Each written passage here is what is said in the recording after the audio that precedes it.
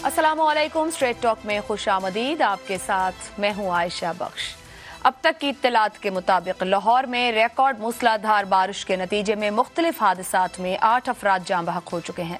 शहर में सैलाबी सूरत हाल पैदा होने से इंफ्रास्ट्रक्चर को भी शदीद नुकसान पहुंचा है। लाहौर कैनाल में तुगयानी के बायस मुतादिद इलाके ज़ेरे आब आ गए हैं। नशेबी इलाकों में पानी जमा हो गया है। लाहौर में 9 घंटे के दौरान रिकॉर्ड बारिश हुई, जिसके सबब अर्बन फ्लडिंग का खदशा पैदा हो सकता है।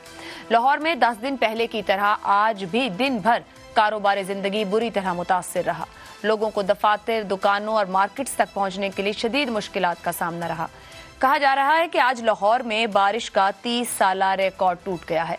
मगर क्या बारिश से लाहौर की ये हालत पहली मर्तबा हुई है? लाहौर का हर रिहायशी जानता है कि बारिश होने के बाद लाहौरियों को ये अजाब कई दहाइयों से झेलना पड़ रहा है। उस्मान बुज़दार की नाअहली से तो किसी को इनकार नहीं, मगर पंजाब में 10 साल तक शहबाज स्पीड पर फख्र करने वाले हुक्मरान भी लाहौर में बारिश के बाद निकासी आब का ठोस निज़ाम बनाने में नाकाम रहे हैं। 10 साल तक तख्ते लाहौर पर हुक्मरानी करने वाले लाहौर को तरक्की देने के दावे तो करते रहे, मगर तरक्की का सारा जोर ऑप्टिक्स की हद तक ही रहा। 2013 में लाहौर में अरबों रुपए की मालियत से लाहौर मेट्रो बस का मंसूबा बनाया गया। यही नहीं बल्कि पंजाब के दूसरे अजला के तरक्याती फंड्स को भी लाहौर में ही इस्तेमाल किया गया। 2016 में बजट दस्तावेजात के जायजे से ये बात सामने आई कि उस वक्त पंजाब के निस्फ दर्जन से जायद अजला का तरक्याती बजट सिर्फ लाहौर को दे दिया गया था। तरक्याती स्कीमों के लिए मुख्तस करीबन 58% सिर्फ लाहौर के लिए वक्फ कर दिया गया, जबकि किसी और जिले को 3% से भी ज्यादा नहीं मिल सका। अजला के लिए मुख्तस 229 अरब रुपए में से 134 अरब रुपए लाहौर की 445 स्कीमों के लिए रखे गए। इस वक्त लाहौर में तरक्याती मंसूबों में सबसे ज्यादा रकम 85 अरब रुपए orange line metro train project के लिए मुख्तस की गई थी, जबकि लाहौर की कई यूसीज और इलाकों के लिए निकासी आब के निज़ाम की बेहतरी के लिए सिर्फ और सिर्फ 3 अरब 29 करोड़ रुपए रखे गए। यूं साबित हुआ कि पंजाब के दूसरे अजला के हिस्से के पैसे भी लाहौर में लगाने के बावजूद लाहौर के हकीकी और दरीना मसाइल हल करने के बजाय फ्लाईओवर्स, अंडरपासेस, बड़ी बड़ी सड़कों, आलिशान इमारतों की तामीर पर ज्यादा तवज्जो दी गई। इस तरक्की से लाहौरियों की आंखें तो चकाचौंध होती रहीं, मगर लाहौरी हर बारिश के बाद गटर से उबलने वाले गंदे पानी से बने तालाबों, नदी नालों के पानियों में खार भी होते रहे। इसी मामले पर गुफ्तगू करेंगे कि क्या जब हुकूमतें प्रोजेक्ट्स बनाती हैं, जब सियासी जमातें नारे और वादे करती हैं, तो उनकी तरजीहात दुरुस्त सिमत में होती हैं? क्या वो समझते हैं कि अवाम को चाहिए क्या और वो डिलीवर कैसे होना है? पैनल में हमारे साथ हैं अबसार आलम, शहजाद चौधरी, ज़ैगम खान और ईसा राना। आप चारों का बहुत शुक्रिया। प्रोग्राम का पहला सवाल आप सबके लिए। 35 साल में पाकिस्तान का इंतखाबी मार्का कोई भी जीता, लाहौर नून लीग का रहा। सियासी मोहब्बत का बदला, गटरों से उबलता पानी और तालाब बनती सड़कें क्यों? इसार साहब, आज आपसे शुरू करते हैं। लाहौर कहते हैं, हम यहाँ बड़ी बात भी करते हैं, एलीट की भी बात होती है, तख्ते लाहौर की भी बात होती है। कराची हम देख चुके कि किस तरह शहर फैलते हैं, और अगर तवज्जो दुरुस्त जगह पर ना रखी जाए, तरजीहात ठीक ना हो, तो फिर हालात क्या होते हैं, अवाम मुतासिर होते हैं। अभी मैंने अपने इब्तिदाइये में बात की कितनी दहाइयाँ वो शहर जो किसी एक जमात को मोहब्बत देता रहा, मगर वहां हर बार यही होता है। फिर बाहर चाहे आप जो भी कहें कि इस बार रिकॉर्ड टूटे या उस बार रिकॉर्ड टूटे, मामलात हर बार यही होते हैं। ऐसा क्यों है आखिर? देखें, बहुत शुक्रिया, क्योंकि मैं लाहौर से हूँ। आपने बहुत अच्छा किया कि मैं तो अभी सब कुछ देख के आया हूँ, अपनी आंखों के सामने तैर कर आए, आपने कहा तैर के आया हूँ। और सबसे दुख वाली बात यह है कि माल रोड और इन इलाकों में तो पानी शायद शाम तक उतर जाए, लेकिन वो जो नशेबी इलाके हैं ना, जहाँ झुग्गियाँ हैं, कच्ची आबादियाँ हैं, वहाँ अभी 1 हफ्ता 2 हफ्ता तो आप भूल जाएं कि पानी निकलेगा। और सड़ान और उसके ऊपर डेंगू और फिर दीगर बीमारियाँ जो हैं वो अब उन पे हमला करेंगी, जो लाहौर का 60% असल लाहौर है। अब आप एक दिलचस्प बात बताऊं कि कलमा चौक अभी बना है, कोई हफ्ता 10 दिन की बात है, वहाँ नकासी आपका कोई निजाम ही नहीं रखा। 10 दिन पहले भी भरा था, 10 दिन पहले भी भरा, आज भरा है, खाली किया है, फिर पानी खड़ा हो गया, और अभी अल्लाह रहम करे लाहौर पे रात को ये इतला है कि लेट नाइट एक बहुत बड़ा लेट नाइट नहीं है, ये दुआ करें कि हम खैरियत से पहुंचे। 9 बजे का टाइम दोबारा है बारिश के स्पेल का। अब देखे, मैं ना सारी जिंदगी लाहौर में गुजार दी। हमने जब भी इलेक्शन हुआ, यकीन करें सच्चे दिल से मोहब्बत के साथ जो भी हमारे पास आया, हमने उस पर यकीन किया اور ماہی میرے روند نہ ماری میں دال آیا جن جان دا، ہم نے جن جان لگا دی اس کے لیے. لیکن افسوس کی بات یہ ہے کہ ہمیں 2-3 پل دکھا کے، ہمیں 2-3 اس طرح کے انڈر پاس دکھا کے مطمئن کر دیا گیا. اور آج عالم یہ ہے کہ جو لاہور ہے، ابھی آپ باہر نکلیں، اللہ میری دعا ہے کہ آپ خیر خیریت سے گھر جائیں اور آپ کی گاڑی کے اندر وہ جو تیرنے والا نظام ہے، کیونکہ بعض جگہوں پہ میں نے خود اپنی آنکھوں سے دیکھا کہ گاڑی کے ٹائر پانی پہ وہ زمین پہ نہیں لگ سکے اور وہ تیرنا شروع ہو گئی. تو یہ سارا کچھ ہم شیر اکواری فیر کا نعرہ ہم لگاتے رہے اور ہماری محبتوں کا جو امتحان ہے وہ لیے جاتا رہا. فیورٹ سی ایم جو ابھی گئے 4 سال گزار کے، وہ بھی نہ سمجھ سکے کہ کیسے چیزیں ٹھیک کر سکتا ہوں، یا ان کے لیے لاہور ہی سمجھ سے باہر تھا؟ میں آپ کو بتاؤں کہ وہ جو ہمارے سی ایم آئے تھے نا، وہ بیچارے تو جسے کہنا چاہیے وہی اسی طرف آ رہا ہوں کہ وہ قاسم کے ابو کے دلدار تھے، انہیں پسند تھے اور وہ چاہتے تھے کہ ایک مسکین سا عاجز سا سی ایم آ کے بیٹھے اور وہ ڈائریکٹ چیف سیکرٹری اور ان سب سے رابطے میں رہے. لیکن سپیڈی وزیر اعلیٰ جو تھا وہ تو بہت سپیڈی تھا نا. وہ تو صبح 5 بجے اٹھ کے پتہ چلتا تھا دھرمپورہ پل پہ، ابھی ہم دھرمپورہ پہنچتے تھے تو پتہ چلتا تھا کہ وہ جناب علی چاک شادرہ پہنچ گئے. تو خالی یہ جو آڑیاں جاڑیاں تھیں انہوں نے ہمیں پچھلے 35 سال کی 3 دہائیوں میں اسی طرح رکھا. لیکن میں اب بھی آپ کو اس بات کا یقین دلاتا ہوں کہ میری نظر میں آنے والا بھی کوئی حکمران جو ہے وہ کچھ بھی کر لے، لاہور کے جو مسائل ہیں وہ خالی یہ اس طرح کی رنگ بازیوں سے نہیں ہوں گے جب تک آپ اس کے اصل ایک جملہ اور کہوں گا پھر آپ آگے جائیے گا کہ دیکھیں Lahore defence Gulberg model town نہیں ہے. لاہور گڑی شاہو، کچا راوی روڈ، سمادی گنگارام، قصور پورہ ہے. صحیح. اور وہاں ڈیفینس بھی ڈوبا ہوا تھا 10 دن پہلے والی بات. چلے ڈیفینس کے لوگ جو ہے نا ان کے پاس وہ ربڑ کی کشتیاں تھی اس میں تیر رہے تھے، لیکن جو جھگیوں کے اندر پانڈے نکل کے تیر رہے تھے نا وہ واپس نہیں آئیں گے اب. ٹھیک ہے.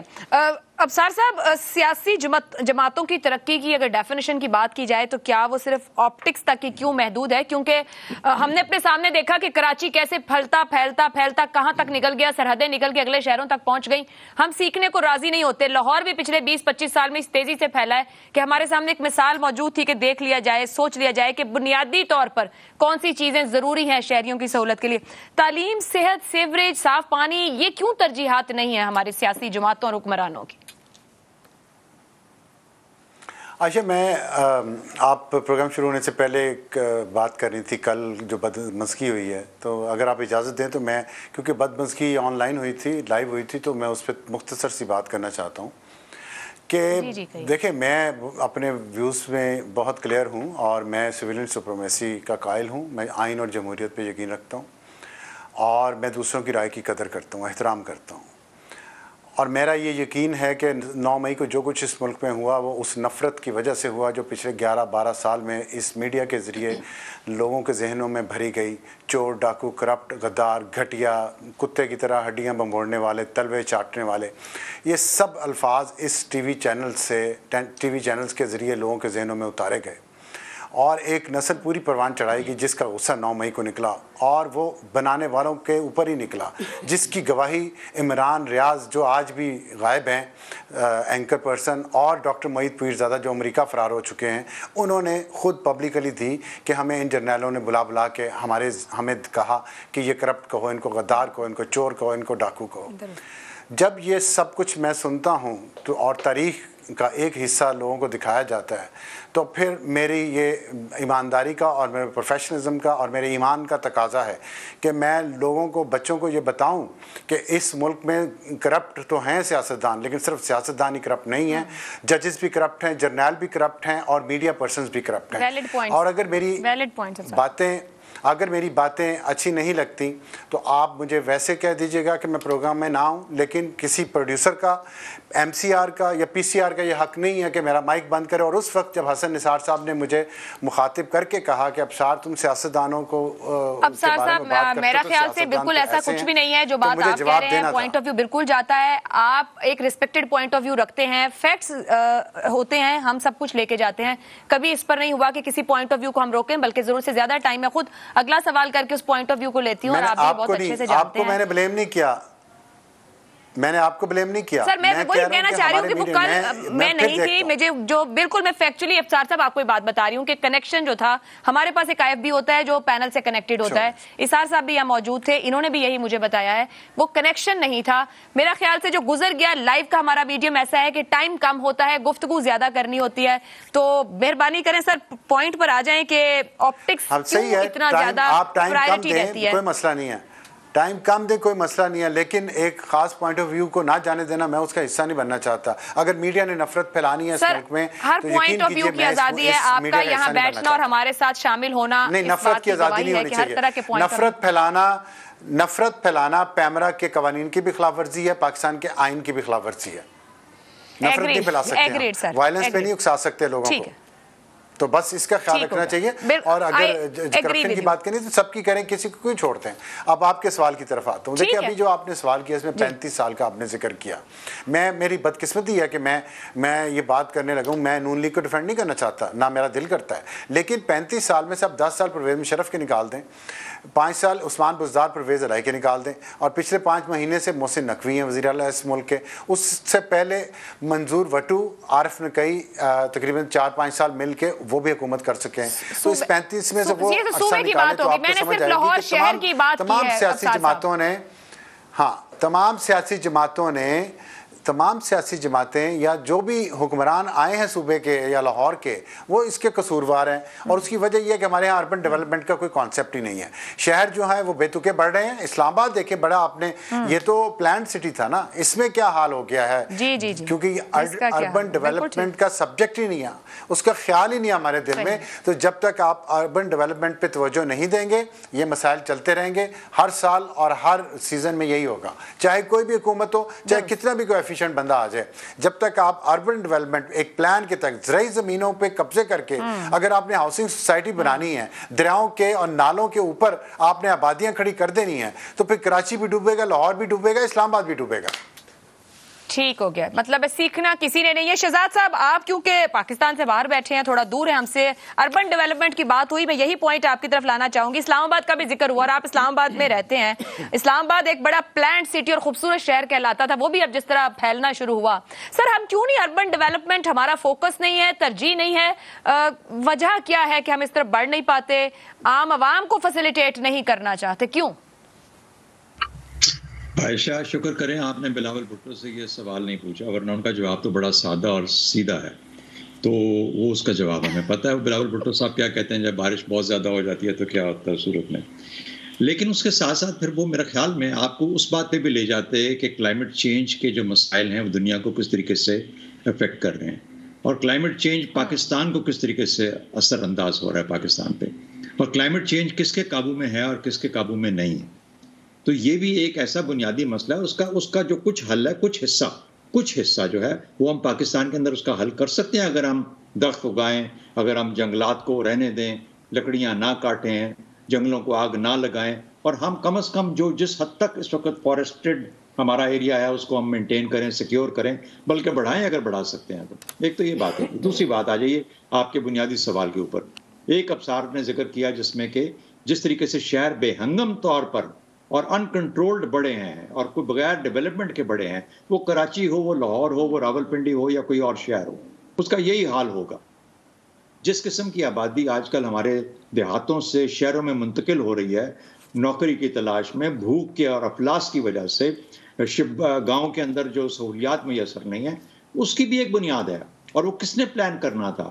آپ کو پتا ہے رورل ڈیولپمنٹ اتھارٹی پنجاب کا ایک بہت امپورٹنٹ حصہ ہے. آپ لاہور کی بات کریں, اس کی ہر پروونس میں حصہ ہے, اس کا دفتر موجود ہے. کیا کرتے ہیں, کون سی رورل ڈیولپمنٹ ہوئی ہے؟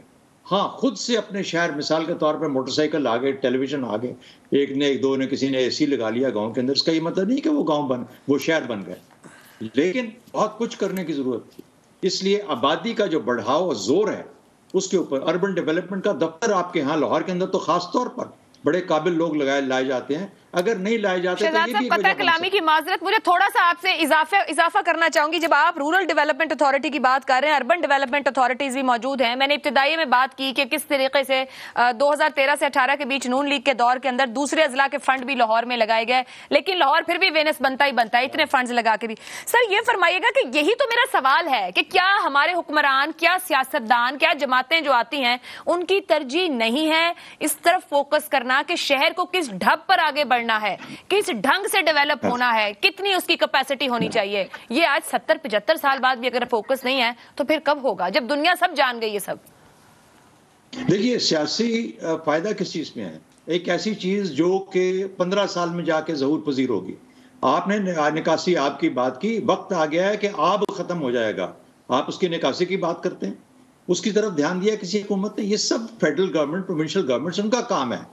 یہ ان سیاستدانوں کا کام ہے جو بیٹھتے ہیں فیڈریشن کے اندر اور آ کے صوبوں کے اندر اور چیف منسٹر بنتے ہیں اور پرائم منسٹر بنتے ہیں اور وزراء بنتے ہیں. کس نے اس کے اوپر دھیان دیا؟ پانی کو کس طریقے سے قابو کیا جائے گا, کیسے مینج کیا جائے گا, کیسے پرزرو کیا جائے گا. جو ضائع ہو رہا ہے پانی, راوی کا دریا جو تھا وہ گندا نالا بن چکا ہے, ہم سب جانتے ہیں. آپ تو لاہور میں رہتے ہیں آپ لوگ. اور کہنے کا مطلب یہ ہوا کہ جہاں پر اس قسم کی جس حکومت کے اندر, جس گورننس کے اندر ان چیزوں کی اہمیت نہیں ہے, تعلیم کو لے لیجیے, صحت کو لے لیجیے, یہ وہ چیزیں جو کہ پروونسز کے دائرہ کار میں آتی ہیں, صوبوں کے دائرہ کار میں آتی ہیں, یہ پھر بھی منہ کھولے فیڈریشن سینٹر کی طرف دیکھ رہے ہوتے ہیں.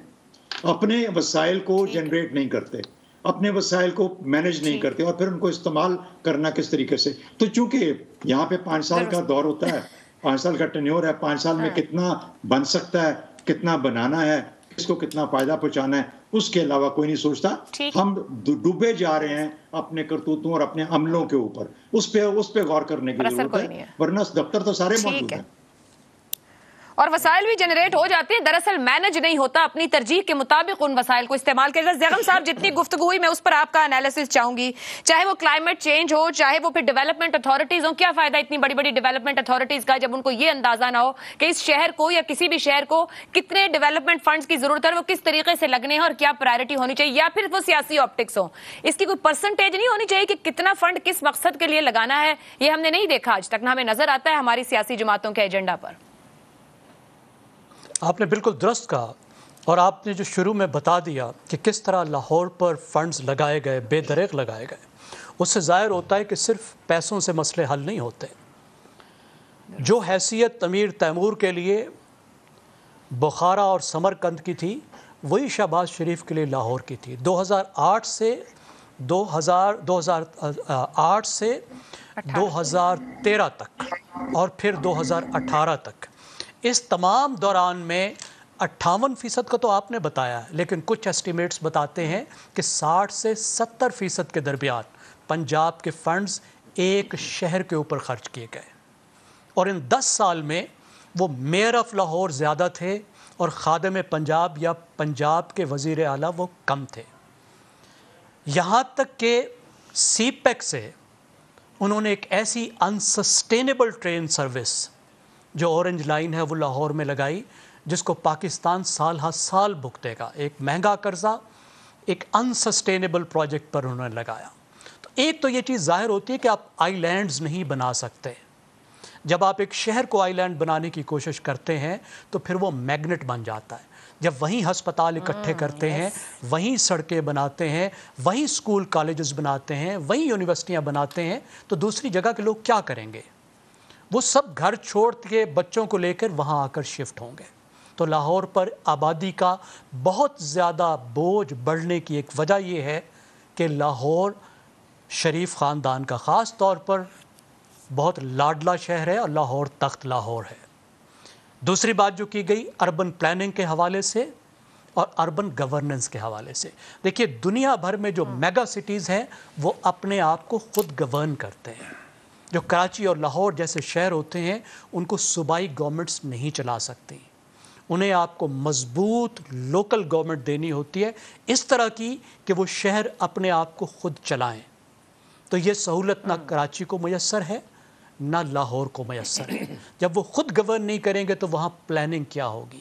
پلاننگ کا یہ عالم ہے کہ لاہور کے پلان میں جو بارش آتی ہے اس کو نکالنے کا کوئی طریقہ ہی موجود نہیں ہے. آپ کے پاس ایک نہر کے علاوہ کوئی جگہ ہی نہیں ہے. کہ شہر سے باہر پانی کیسے لے کر جائیں گے؟ تو جب پانی بارش آتی ہے اور پانی جمع ہو جاتا ہے تو اس کے ایویپوریٹ ہونے کے علاوہ جی ایک کینال، چھوٹی سے کینال، وہ کتنا پانی لے کر جا سکتی ہے؟ وہ نہیں لے جا سکتی. آپ نے کچھ اس کے علاوہ بنایا ہی نہیں ہے. اربن فلڈنگ سے نمٹنے کا آپ کے پاس کوئی طریقہ ہی نہیں ہے کیونکہ آپ نے پلاننگ ہی نہیں کی، اور اوپر سے کلائمیٹ چینج کی اتنی بڑی مصیبت ہمارے اوپر آ کر پڑی ہے جس سے نمٹنا ہمارے لیے بہت مشکل ہو رہا ہے. تو یہ سب چیزیں مل کر ہمارے ایک بہت بڑا مسئلہ ہے، اور پورا جو ایک ڈیولپمنٹ کا پیراڈائم ہے، جو ڈیولپمنٹ کی سوچ ہے پاکستان کی، جس میں لوگ سینٹر پر نہیں ہیں بلکہ میگا پروجیکٹس آپ نے بنانے ہیں، بڑے بڑے پروجیکٹس بنانے ہیں تاکہ آپ ووٹرز کو متاثر کر سکیں، ووٹرز کو دکھا سکیں کہ دیکھو ہم نے کتنا کچھ کیا ہے. کیا پاکستان میں صرف کاروں والے رہتے ہیں؟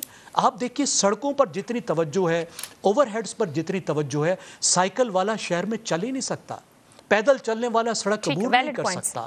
تو ہم نے شہری کو سینٹر پر رکھا ہی نہیں ہے. درست.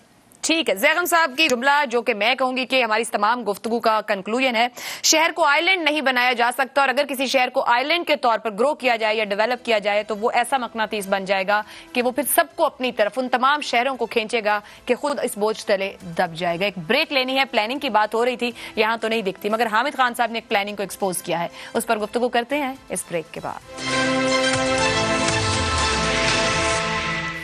اسٹریٹ ٹاک میں ایک بار پھر خوش آمدید. ملک کے معروف قانون دان حامد خان نے کہا ہے کہ نواز شریف کو نااہل کرنے کا فیصلہ عدالتی فیصلے سے پہلے ہی ہو چکا تھا. اس معاملے میں عدلیہ کو صرف استعمال کیا گیا. نواز شریف سمجھتے تھے کہ وہ عدلیہ کو ہینڈل کر لیں گے، مگر انہیں بعد میں احساس ہوا کہ معاملات ان کے ہاتھ سے نکل چکے ہیں. نواز شریف کو نااہل کرنے کا فیصلہ کہیں اور ہو چکا تھا. پینیما کیس کو کس طرح سے مینج کیا گیا یہ کوئی نیا انکشاف نہیں، مگر اہم بات یہ ہے کہ اب حامد خان جیسے قانون دان کی جانب سے ایسا دعویٰ سامنے آیا ہے. حامد خان کی وجہ شہرت صرف ایک قانون دان کی ہی نہیں، ان سے سیاسی اختلاف رکھنے والے افراد بھی آئین، جمہوری آزادیوں اور انسانی حقوق کی خدمات کے حوالے سے حامد خان کی خدمات تسلیم کرتے ہیں. Hamid Khan C L M جیسی بڑی اور معروف لا فرم کے پارٹنر ہیں. پاکستان کے متعدد بڑے قانون دانوں کے ساتھ ساتھ عدلیہ کے کئی ججز کا تعلق بھی اسی فرم سے رہا ہے.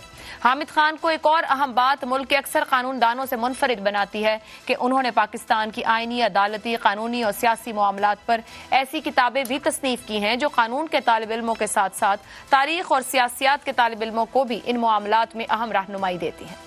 ان کی ایک کتاب ہسٹری آف دا جوڈیشری ان پاکستان میں عدالتی تاریخ کا بھرپور اعادہ کیا گیا ہے. حامد خان کا شمار پی ٹی آئی کے بانی ارکان میں ہوتا ہے. تاہم تحریک انصاف کے سیاسی عروج کے دوران بھی Hamid Khan P T I کی پالیسیز کے ناقد رہے. ان کی پارٹی رکنیت کو بھی معطل کیا گیا. حامد خان پیناما کیس میں پی ٹی آئی کے وکیل رہے، مگر بعد میں اس کیس سے الگ ہو گئے تھے. حامد خان اب بھی اپنے آئینی اور قانونی نظریات کے تحت ہی سپریم کورٹ میں سویلینز کے ملٹری ٹرائل کیس میں وکیل کے طور پر پیش ہو رہے ہیں. اب حامد خان کے اس دعوے کے بعد دیکھنا ہوگا کہ نواز شریف کے اس کیس میں کیا کوئی سیاسی اور خاص طور پر قانونی اثرات بھی مرتب ہوں گے. اسی معاملے پر گفتگو کریں گے کہ اس بیان کی ٹائمنگ، جب نواز شریف کی واپسی اور قانونی طور پر ایک ٹیم موجود ہے جو تیاری کر رہی ہے چیزوں کو سہل کرنے کی، اس وقت ایک ایسا بیان قریباً 6 سال بعد، آخر اس بیان کی ٹائمنگ کی اہمیت اور خود اس بیان کی اہمیت کتنی ہے. سوال آپ سب کے لیے اس طرح سے، نواز شریف کو نااہل کرنے کا فیصلہ پہلے ہی ہو چکا تھا. حامد خان، نواز شریف کی ممکنہ وطن واپسی، حامد خان کی ٹائمنگ کیا نواز شریف کو قانونی ریلیف دے سکتی ہے؟ ابصار صاحب دیکھیں، ایک بات میں آپ کو کلیئرلی بتا دوں کہ حامد خان صاحب نے یہ بات کہی ہو یا نہ کہی ہو، نواز شریف نے آنا اپنے ٹائم پہ ہے، جو بھی ان کی پولیٹیکل اسٹریٹجی میں فٹ ہوتا ہے ٹائم اس کے مطابق. لیکن اس سے پہلے جو لوگ یہ بات کر چکے ہیں اس کو ظاہر تقویت ملی ہے، جس میں جسٹس شوکت عزیز صدیقی ہیں، جس میں جج ارشد ملک مرحوم ہیں جنہوں نے یہی بات کہی بالکل، اور جنرل فیض کا ذکر کیا شوکت عزیز صدیقی نے کہ جی وہ آتے تھے، انہوں نے پریشر ڈالا ان پہ. لیکن اس میں یہ جو حامد خان صاحب نے یہ بات کی ہے، یہ مختلف اس لیے ہے کہ وہ عمران خان کے اور پی ٹی آئی کے وکیل رہے ہیں جو اس سارے پروسیس کے پیچھے تھی اور جن کا اس میں انٹرسٹ تھا اور جس کا فائدہ نواز شریف کے خلاف کے فیصلے کا ان کو ہوا. تیسری بات اس میں یہ ہے کہ جو فیصلہ آیا تھا نواز شریف کے خلاف وہ آج تک کوئی بھی وکیل کوئی بھی جج اس کو کہیں کوٹ نہیں کر رہا. وہ خود بھی ہر کورٹ نے اس کو نہیں اس کو PLD میں شامل کیا. تو یہ ساری چیزیں تو ظاہر یہی کرتی ہیں. اب مجھے جو چیز اس میں سے زیادہ اہم اور کنسرننگ لگتی ہے وہ یہ ہے کہ کیا سپریم کورٹ کے وہ ججز جنہوں نے یہ فیصلہ دیا اور ریٹائر ہو چکے ہیں یا موجود ہیں, کیا ان کا ضمیر حامد خان کے اس بیان سے جاگے گا؟ میرا یہ سوال ہے.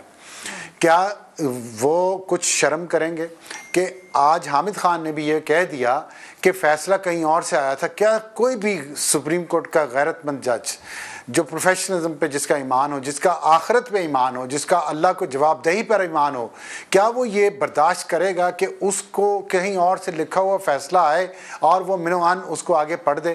جس بھی جج نے یہ کیا, جب بھی کیا, وہ اللہ کو کیا منہ دکھائے گا؟ تو یہ جو موجود ہیں میرا تو ان سے سوال ہے کہ کیا اب انہیں اتنا کم از کم وہ کریں گے کہ وہ اپنے عہدے سے مستعفی ہو جائیں اور جو مراحت ان کو ملنی ہے ریٹائرمنٹ کے بعد وہ چھوڑ دیں. اور لیکن وہ مجھے لگتا نہیں ہے, کیونکہ جس طرح انہوں نے یہ ابھی ان کی تنخواہوں میں اضافہ کیا اس حکومت نے, وہ انتہائی حکومت کے لیے بھی شرمناک ہے اور ججز کے لیے بھی. اتنی تو کسی میں ہمت ہونی چاہیے تھی ججز میں کہ وہ کہتے جی یہ ہم نہیں قبول کرتے. ہمت ہونی چاہیے نا افسر صاحب, کم از کم یہ تو حکومت کو کرنا چاہیے کہ کون سے پیسے کہاں لگنے. اس میں کسی کو کیا کہیں جب حکومت دے رہی ہو, بل پاس کرتی ہو. نہیں, حکومت کو تو میں نے کہہ دیا نا کہ شرمناک فیصلہ ہے. جی بالکل ذمہ داری ہے. چلے حکومت, میں وہی تو کہہ, دیکھیں عائشہ یہی وہ انصاف ہے نا جس کی میں بات کر رہا ہوں کہ حکومت کو تو غلط کہہ دیا ہم نے. یہ سپریم کورٹ کے ججز اس وزیر اعظم کو گلے سے پکڑ کے باہر نکال دیتے ہیں چھوٹی سی بات پہ. اب ان کو کوئی احساس نہیں ہو رہا, وہ انکار نہیں کر. آپ مجھے بتائیں, سپریم کورٹ کے ججز اس تنخواہ میں جو ان کی بڑی ہے وہ اس کو انکار نہیں کر سکتے؟ کیا ان کے پاس اختیار نہیں ہے؟ کیا ان کے پاس یہ حق نہیں ہے؟ وہ کہہ دیں سارے, وہ 100 موٹر لے لیں اس پہ. اگر وہ نہیں کر سکتے 100 موٹر لیں, واپس کر دیں فیصلہ حکومت کا, اور وزیر اعظم کو گھر بھجوا سکتے ہیں تو اپنی بڑی ہوئی تنخواہ واپس نہیں کر سکتے جب ملک میں اتنے برے حالات ہیں. تو یہ حکومت نے غلط کیا, ہمیں کہنا چاہیے. ججز نے اس کو ایکسیپٹ کیا, یہ بھی غلط ہے, یہ بھی کہیں. ٹھیک ہے, مگر ظاہری بات ہے, پھر وہی بات کہوں گی کہ حکومتیں زیادہ بڑی ذمہ دار ہیں جو پورے ملک کا بجٹ بنا رہی ہیں. ان کی ترجیحات درست ہونی چاہیے. ان کو لگتا ہے کہ ان کے پاس اتنے پیسے نہیں تو ان کو جہاں لگانے ہیں وہاں لگائیں. اگر حکومت کے میں نہیں دے سکتی تو نہ دے. غریب بندے کو تو نہیں دے سکتے, نہ بجلی پانی گیس دے سکتے ہیں. ہمارے لیے تو روز بجلی کا ریٹ اوپر جا رہا ہے, نہ ہمیں کوئی سبسڈی ہوگی اس کے اوپر.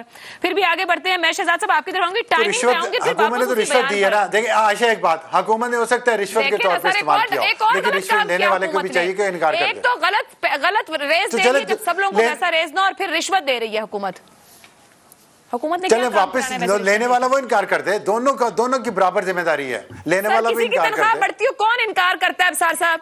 آپ کی تنخواہ بڑھے یا میری, انکار کون کرتا ہے؟ سپریم کورٹ کے جج کو کرنا چاہیے. سپریم کورٹ کے جج کو کرنا چاہیے جب وہ ٹیکس پیئرز کے پیسوں سے آ رہی ہے, جو ٹیکس پر بھوک سے مر رہے ہیں. ٹھیک ہے, بالکل. اسی لیے تو 139واں نمبر ہے اس جوڈیشری کا کہ یہ سٹینڈرڈز نہیں اپناتے. Very right, I agree with you.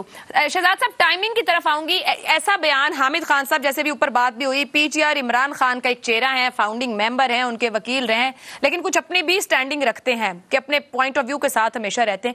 ایسے وقت میں ان کو ایسا بیان دینا 6 سال بعد, اس بیان کی اہمیت اور خود میاں نواز شریف کو یہ بیان سیاسی قانونی طور پر کتنا ریلیف دے سکتا ہے؟ مجھ سے پوچھا آپ نے؟ جی شہزاد صاحب. اچھا دیکھیں, ایک تو یہ ہے کہ ابھی بھی وہ عمران خان کے وکیل ہیں, ان کے یہ پیش ہوتے رہتے ہیں. PTI سے ان کا تعلق ابھی بھی ہے, واجبی صحیح ہو لیکن ابھی بھی ہے, ان کا تعلق ہے. اور اس لیے ان کی یہ اسٹیٹمنٹ بہت ہی اہم ہے. اور مجھے نہیں معلوم تھا کہ وہ اتنے قابل, اور مجھے قابل کا تو پتہ تھا, مجھے یہ نہیں پتا کہ ان کے اتنے اس میں بیک گراؤنڈ میں اتنی اور اچیومنٹس ہیں جس کا کہ آپ نے ذکر کیا, اتنے اہم. یہ فرسٹ ٹائم مجھے آج پتہ لگا ان کی اسٹیٹمنٹ کے بعد کہ وہ واقعی اتنے قابل قدر اور اتنے زبردست انسان ہیں. اللہ پاک ان کو اور ترقی دے اور کامیاب کرے.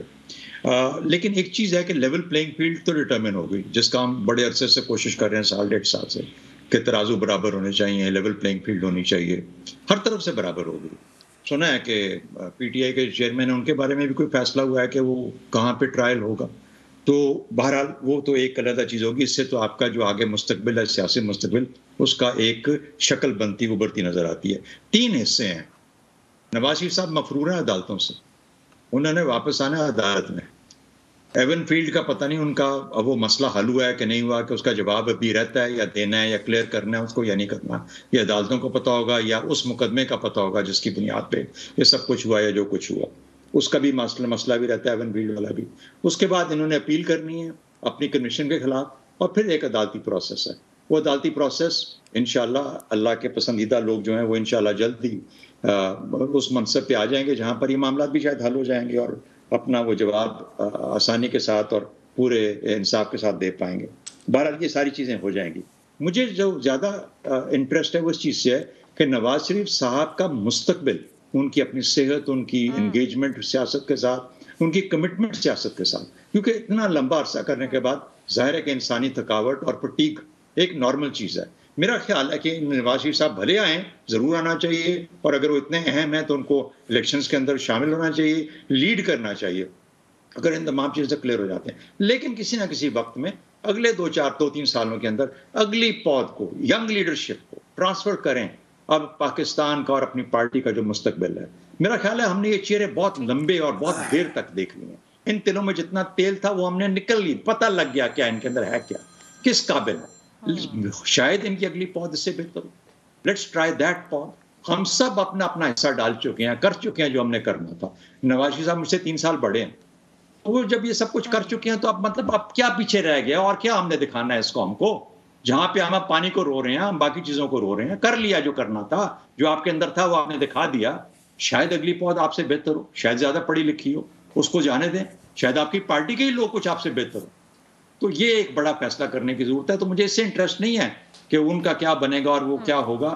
اچھی بات ہے جو ہو رہا ہے, لیکن نواز شریف صاحب اور پاکستان کی سیاست کا مستقبل کیا ہے, مجھے اس سے بہت زیادہ انٹرسٹ ہے اور میں اس کے بارے میں ضرور ایک گہری نظر رکھنا چاہتا ہوں آئندہ آنے والے دنوں کے اندر. ٹھیک ہے, جو ابصار صاحب بات کر رہے ہیں اسی کو آگے لے کے چلتے ہیں. سیغم خان صاحب, پلاننگ کی بھی اس کے اندر بات ہوئی, مستقبل کی بات ہو رہی ہے. 16 سے 18 میں جو کچھ ہوا وہ سب کو پتہ ہے, ایپیسوڈ بائی ایپیسوڈ جس طرح ہوتا رہا, تب بھی ڈرائنگ رومز میں رہا, پھر اس کے بعد عام طور پر سامنے آنا شروع ہوا, پھر پولیٹیکل رائیولز نے بھی بولنا شروع کر دیا کہ کیا ہو رہا تھا, اور پھر جنہوں نے کیا وہ خود بھی بولنا شروع ہو گیا کہ ان کے ہاتھوں کیا کچھ ہوا.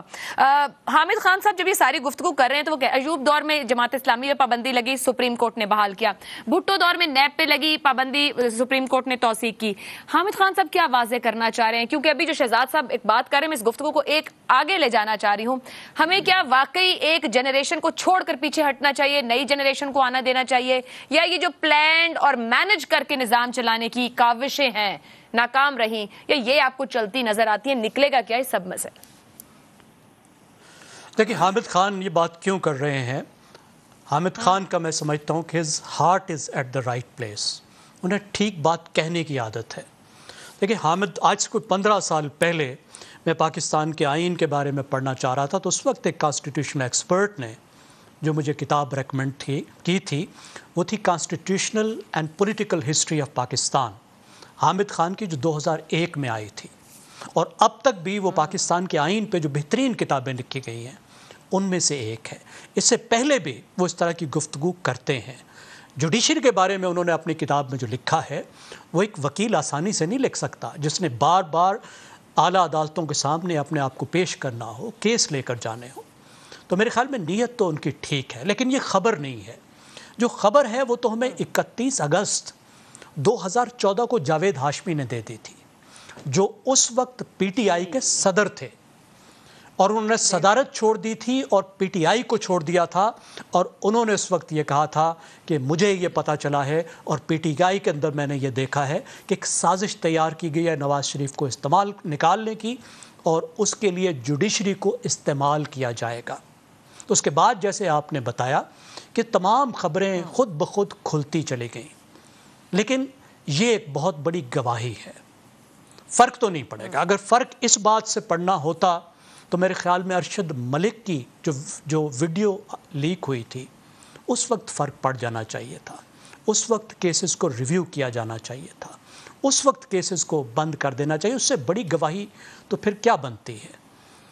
تو اتنی چیزیں آ چکی ہیں, عدالت نے خود سے اس کو ریویو نہیں کیا, لیکن کیسز بہت کمزور ہیں, کیونکہ ان کیسز میں, جن دونوں کیسز میں نواز شریف کو سزا دی گئی اور ان کے ساتھ ان کے فیملی ممبرز کو بھی دی گئی تھی, ان کی بیٹی کو بھی سزا دی گئی تھی, ان میں کہیں بھی کرپشن ثابت نہیں ہوئی. الزام یہ ہے کہ آپ یہ ثابت نہیں کر سکے کہ آپ نے یہ فلیٹ کہاں سے بنائے, آپ نے یہ انڈسٹری کہاں سے بنائی, لیکن ان پر کرپشن ثابت نہیں کی جا سکی. اب پاکستان کی عدلیہ کو یہ دیکھنا چاہیے کہ ایک ستون کے طور پر پہلے وہ ایک وزیر اعظم کا عدالتی قتل کر چکے ہیں, اور یہ ایک اور وزیر اعظم کے عدالتی قتل کے مترادف ہے کہ آپ نے اس کو وزارت عظمیٰ سے نکالا, آپ نے اس کو جیل میں ڈالا, آپ کے ایکشنز کی وجہ سے ان کی پارٹی ٹھیک طور پر الیکشن میں حصہ نہیں لے سکی, وہ حکومت سے محروم ہوئی.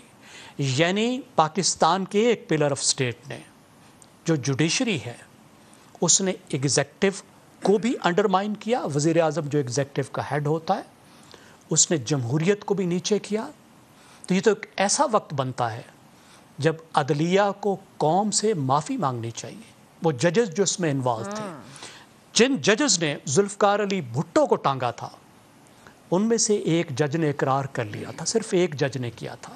اس نے وضاحت کرنے کی کوشش لیکن میں چھوٹی سی بات, آج جب ہم پروگرام کے لیے کام کر رہے تھے تو اس میں ایک ڈسکشن ہو رہی تھی ہماری آپس میں ٹیم میں وہی آپ کے سامنے اس وقت سوال رکھنا چاہتی ہوں. جب آپ حوالہ دے رہے ہیں ذوالفقار علی بھٹو کے ساتھ جو کچھ ہوا اور پھر اب تک کے واقعات, تو ہمارے ایک ٹیم ممبر نے سوال کیا کہ ان کو بہت بعد میں کیوں خیال آتا ہے, وہ بھٹو کو پھانسی دینے والے جج ہوں یا آج نواز شریف کے معاملے تک ہم پہنچے, وہ اعلیٰ عدالت ہو, وہ بیوروکریسی کے لوگ ہوں جب کتابیں لکھتے ہوں, یا اعلیٰ ہمارے پوزیشنز پر موجود ریٹائرڈ جنرلز ہوں, کوئی بھی ہوں, یہ وقت گزرنے کے بعد جب وہ اہم عہدوں پر بیٹھ کر اتنا نقصان کر جاتے ہیں, نکل جاتے ہیں, پھر کتابیں لکھ کر تسلیم کرتے ہیں یہ غلط ہوا, اتنی تاخیر کیوں کرتے ہیں سچ بولنے میں؟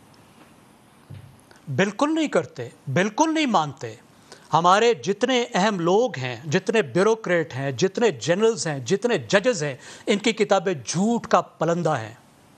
کسی نے اپنی غلطی کو تسلیم نہیں کیا, تمام کتابوں میں خود کو گلوریفائی کرتے ہیں. وہ ایک ایکسیپشن تھی کہ بھٹو کو ٹانگنے والے ججوں میں سے ایک جج نے ایک انٹرویو میں ایک وہ بات کہہ دی, اور اس کو بھی انہوں نے ایکسپلین کرنے کی کوشش کی. آپ وہ نسیم حسن شاہ صاحب کا وہ انٹرویو دوبارہ سے دیکھیے, وہ اس کو بھی جسٹیفائی کرنے کی کوشش کر رہے ہیں. وہ معافی کے خواستگار نہیں ہیں. میرا پوائنٹ آف ویو بھی یہی تھا کہ کتاب اس لیے لکھی جاتی ہے فار سیلف سیٹسفیکشن. جی جھوٹ کا پلندہ, ٹوٹلی جھوٹ کا پلندہ ہے. ایک یا دو کتابیں ہیں, وہ بھی سیاستدانوں کے, جن کو آپ کہہ سکتے ہیں کہ ان میں ہسٹری موجود ہے. کسی میں ہسٹری موجود نہیں ہے. سب خود کو جسٹیفائی کرنے کی کوشش ہے. ان کو کبھی شرم نہیں آتی, بالکل شرم نہیں آتی, مرتے دم تک نہیں آتی.